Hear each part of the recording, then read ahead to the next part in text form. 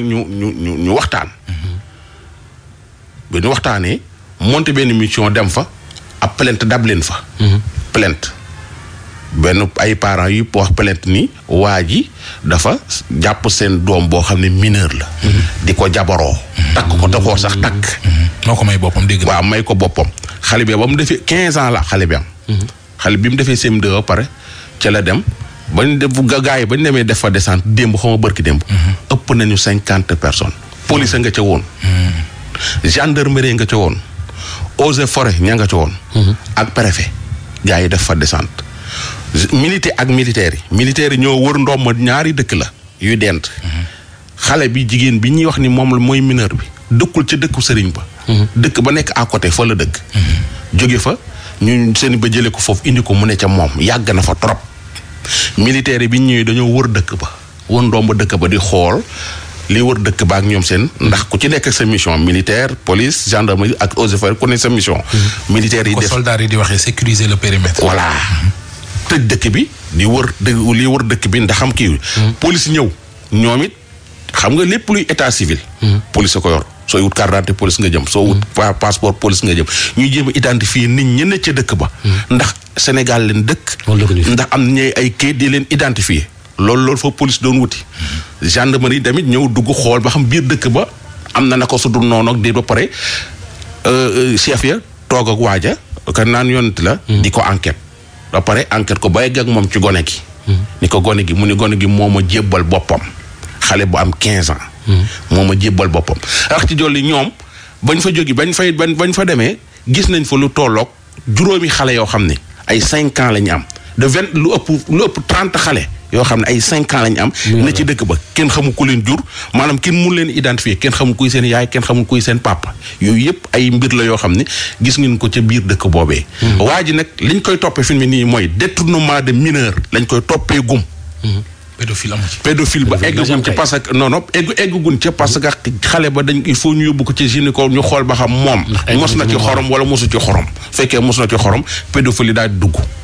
après gars yi pare guñu ci enquête bi xale yooyee yu ndaw yooyee ñu gis ci dëkk ba.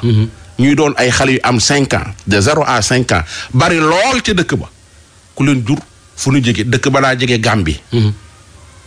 xam nga. voilà yu bëree bëri am na fa yoo xam ne xajul ci émission bi yoo xam ne waaw xam dama fàtte woon ni Aba damaa xam Aba dama def fàtte woon ni teel a ajuma Aba du ñëw xamoon naa ne Njaay dina ma ko laaj wala Aba laaj ma ko. léegi lu tax mën nga yaakaar du la ko laaj. non xaw ma woon ni tey jii kii la. booy bi ku soble xam nga mënoon nga ma ko laaj ci yoon ma expliqué li ma lay expliqué moom jeex. mais non bu dul dara sax da ciy baax.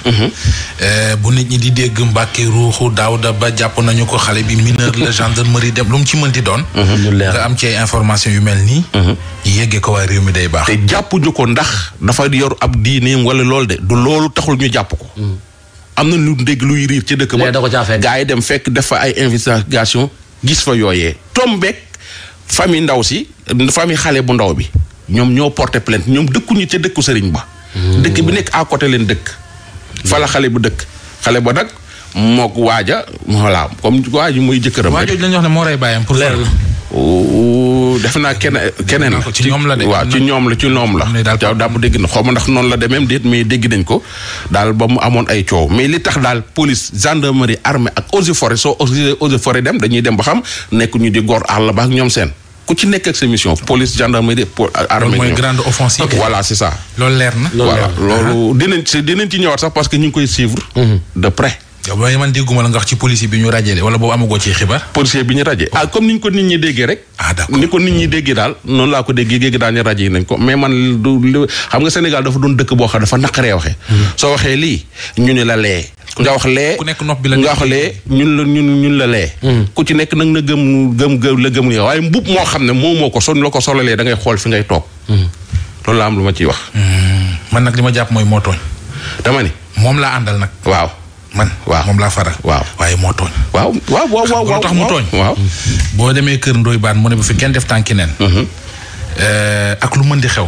boo nar a def tànki neen génnal kër ga. kon tooñ baan loolu dëgg la tax ma ànd ak moom nag maa ko xam. voilà loolu taalib bi la gi la taalib gi la ñun ñëpp ay taalib lañ waaye nag mbub moo xam daal dañ la ko solal te moomoo ko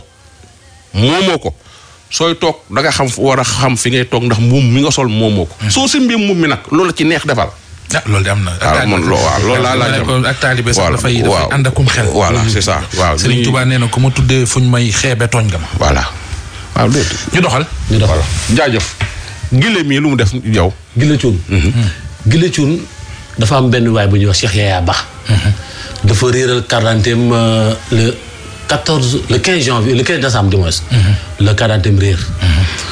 ñu jël carte d'identité bi am ko for publier ko ci benn groupe ay étudiants. ne dañoo for carte d'identité bi pour su borom gisee mu contacter leen. ñu woo ko ne ko sa carte d'identité publier nañ ko ci Facebook ci benn groupe jox ko numéro ki ko for mu woo ko récupérer carte d'identité le 16 janvier 24 heures après. ñu dem ba le 30 mu gis ñuy publier ay photo moom Cheikh Yaya Ba ak carte d'identité mu yëppam ne dafay arnaque ay nit di leen dafa ay location de contrat de location ay kër récupérer seen ay 600 000 seen ay 200 000. ndekete beneen waaye bu ñuy wax Gile Cuun moo for carte d'identité ba récupérer affaire ba pare jël données yi nag di ko utiliser di dóor ay étudiants dóor ci ñu baree ba Cheikh Yaya Ba moom nag ay plainte yu bëri na dal ci kawam mooy mu jóg dem di porter plainte fekk ñu ko fee porter plainte moom coow li mel ni tulleeg mal la déglu jox ñu. alors man maa ngi tudd El Hadj Yaya Ba. am kenn ku nga xamee ne moo nekk ci dëkk bi.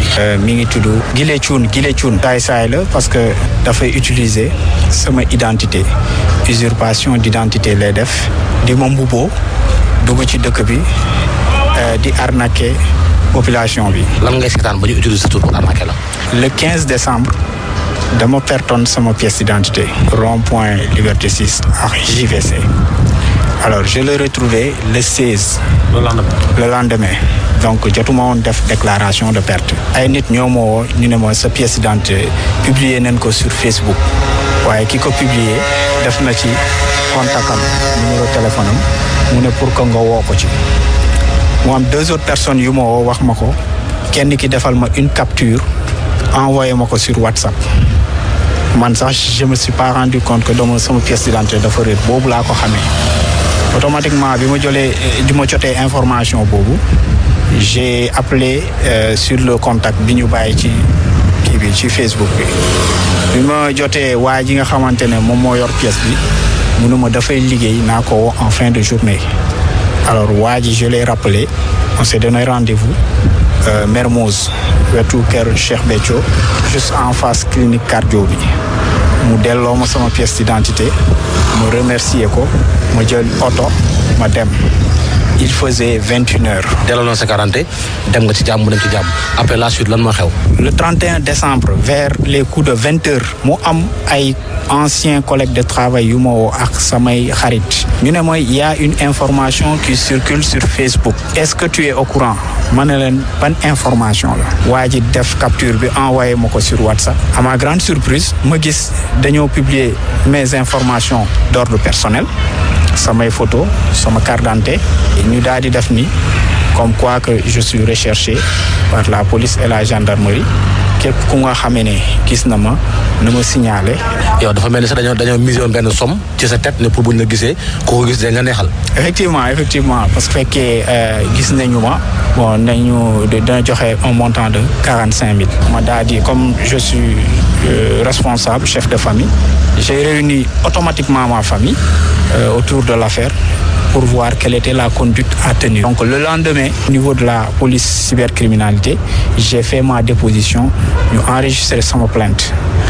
Alors bi may nekk en salle d'attente mu am une femme bi nga xamante ne dafa ñëw ak ay documents pour porter plainte par rapport à la même situation. maanaam yow mi toog police yi porter plainte am kenn ku fa ñëw di la porter plainte yow te yaa ngi toog. très bien noonu la demee. donc motif bi lan la motifu arnaque bi ba ñu publier la motif bi lan la. alors motif bi mooy ni que comme waa ji le Gile Cuun la moom dafay jël sama identité di ci defar ay contrat de location d'appartement et de chambre ñu mu ko def nag c'est des groupes d'étudiants ñii dóor na leen 600 000 ñii 150 000 ñii 400 000 et cetera. bi ma porté plainte ba pare auprès de la brigade de gendarmerie de Ouakam lu mu jot a arnaqué ci xaalis mi ngi tourné autour de 2 millions 300 yàlla def na moom teg nañ ko loxo.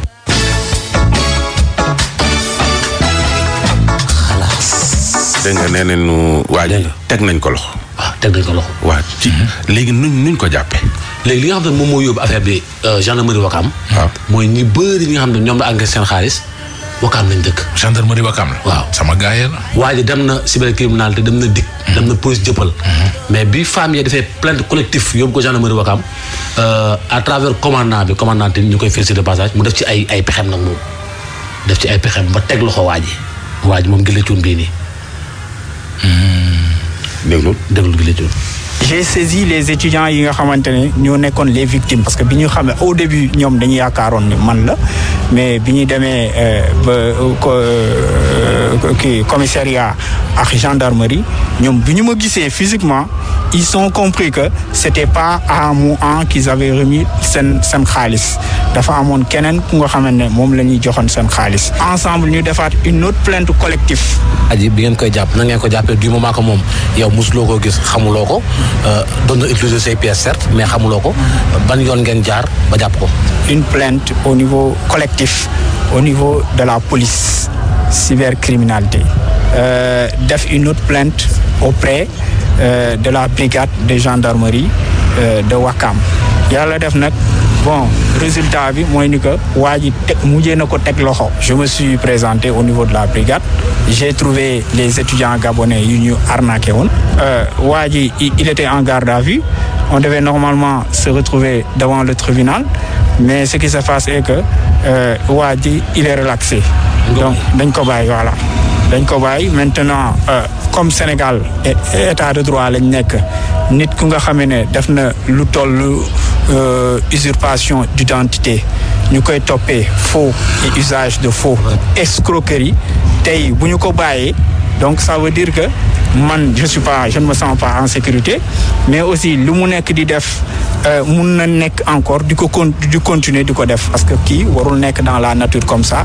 muy dox ay soxla. mais aussi les étudiants aussi waaye ci man base la doon defee le contrat bi est-ce que ñoom parce que nit ki boo ko defee le contrat aussi xanaa di nga ko wan logement di nga ko dugal ci kër wala ne mais xanaa doo ñëw bind contrat jox ko pièce dem sa yoon. je les ai posé la même question. Guilé Thioune est-ce que jot na leen yóbbu fenn pour que ngeen visiter soit un appartement ou une chambre mu ne ñu étudiants yi ne ma daf leen doon yónnee ay vidéo ak ay photo sur WhatsApp wala Messenger wan leen que c'est des appartements à louer am na kenn ki nga xamee ne sax kooku elle a été très vigilante loolu la kon parce que nee na ma tase nañu fële au niveau de Blaise Diagne dem côté école nationale d'administration ba côté ministère de la construction mu won ko ni foofu lay liggéeyee mu won ko le modèle de contrat et ensuite mu laaj ko la caution kooku fay caution bi et bi mu fayee caution bi mu signaloo ko contrat bi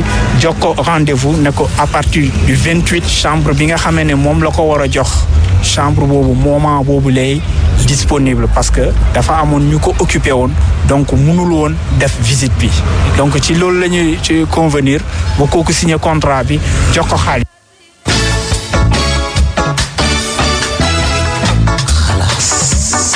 ndax na gars yi daal ba lekk ci ñoom ay millions mais gars yi ci gelam lañ jaar ba jàpp ko parce que dañ ko wër ba sonn gisuñu ko gars yi gis ne am na ku mu doon benn gel bu mu doon yónnee xaalis ñu woo gel bi explique ko li waa ji def mu woon leen yoonu mais bi mu ne ko gel bi mu ne ko dañ maa jàpp affaire yooyu nangam mun ko defal ma appel vidéo yooyu yëpp am ci defal ma xolaan localisation affaire yooyu gars yi dem ci beneen bërëb defal ko localisation mu dem fekk ko fa pour dem mu seeti gel bi ba xam mi ngi ci jàmm ci lañ ko gars yi jàppee enquête ko xool ni moom moo def defi léegi nag moom da ngay dégg waaj naan dañ ko libéré kenn libéré wu ko temps yi dafa am ñun jàpp ñoo xam ne Covid bi moo tax ñun jàppoon ca piscine Pathé ba Almadi da ci amoon ñoo xam ne da ci am Covid te ñooñ su leen boolee mën nañoo wàllante dañ leen a def quarantaine mais kenn libéré wu ko mi ngi ci loxoy yoon ba léegi pour war a mën a dalal xelu waa ji mi ngi ci loxoy yoon kenn libéré wu ko waaw ndaw si nag moom goroom moo dafa am problème ak goroom ba pare goro bi nii da koo dóor ba sëy ba tas na maanaam mère ba daal moo ni jabaru doom moo ko dóor da koo duma mu yéen déglul.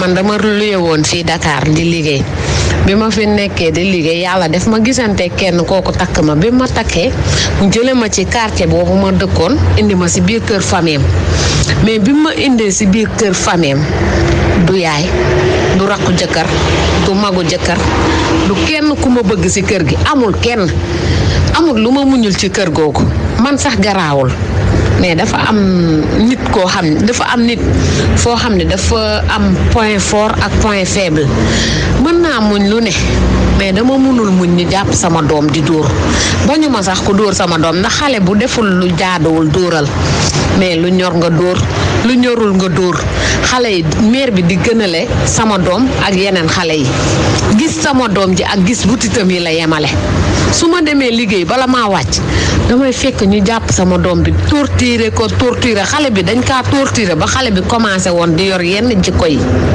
yaa ngi dégg histoire bi nag li ko waral mooy ndaw si li mu wax nii rek ba ndoy baat ne am na mère yoo xam ne ñoo tas seen sëyu doom yi benn ci man mii toog sama goro xaw ma mu ngi may dégg xaw ma dégguma barke alxuraanu karim moo tas sama sëy bi sama doom bi ak sama doomu njëkke bi xeexee ba pare ma jàpp sama doom bi dóor yi ma dóor sama doom mu ne ma xanaa dóor yi ma dóor xale bi moo la metti ma ne ko waaw parce que ñaari xale bu ñuy xeex boole leen ñoom ñaar dóor mu ne dama kaa tontu li ma ko tontu waruma kaa tontu dama kaa tontu googu yemu ca de ne dama wañaar ay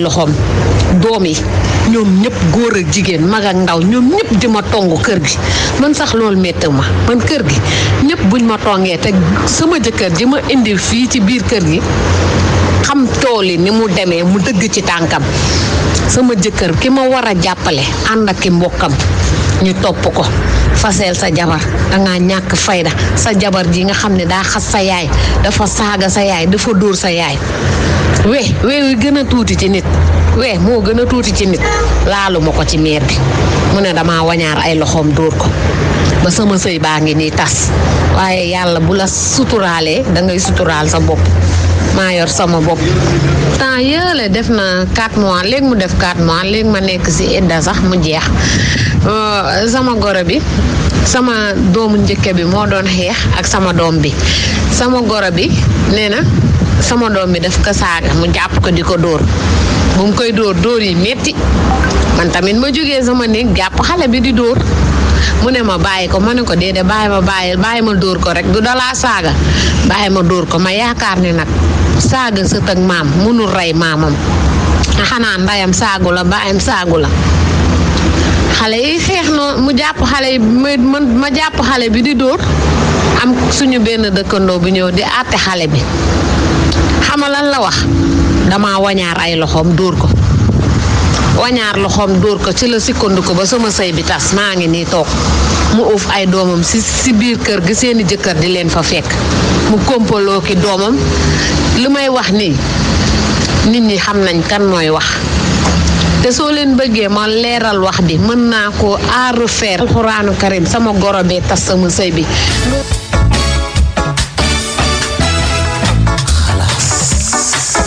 dégg nga. ñu ñaan la association sopp na bi. sa mère yi. non. dañ bañ de. waaw ah. dañ koy bañ de. non koo bañ rek da nga cee ne ah. xoolal maire yu baax yi téye seen jabaru doom yi normal. waaw dañuy kontaan ci li ma wax. mais maire yi nga xam ne ay peegar lañ seen doom yi suñu takkee jabar ñu tas ko. ñooy mer ci li ma wax. nañ bàyyi booy ñu sëy xale yi jigéen tamit nañ xam ni. seen yaay yi. nañ leen jàppee comme seen yaay dañ bàyyi ci kër ga. seen goro yi. waa seen goro yi di waxtaan ak ñoom gis nga sa doom su takkee jabar indi ko ci kër gi da ngaa war a nopp jabar ja di ko toppatoo yemale ko sa doom ji génn kër gi sëyi mais problème bi nag ma ne li ma Mami Diop di wax maire yi ay télécommande lañu. télécommande su amul batterie du dox ñan ñooy batterie yi. njëkk yi ak frère jëkkër yi. ak frère jëkkër yi. am na ci ñu ay njëkk yu góor yoo xam ne ñoo gën yow sa jabaru frère luy soyoon ci moom. Mouhamed Ndiaye suñu bokkee ndey ak baay sama jabar nekk ci biir kër gi. yow lu soyoon ci moom yow koy li nga mën mooy. soo amee dara ñëw ay sama chéri di ko jàppale. waaye am nit ñoo xam ne ay seytaane lañu. surtout su waa ji nekkee bitim réew bàyyi jabaram ci kër gi bàyyi ñaari frère am ci kër gi ay wala ay sëram du am jàmm pour la wala waa ji ëppale leen teranga àdduna waaw ñu commencé di ko gasal ay kambak yu kenn xam c'est pas sérieux alors présidence jot na de non jeeg ji commencé porter plainte seen goro yi porter plainte sa goro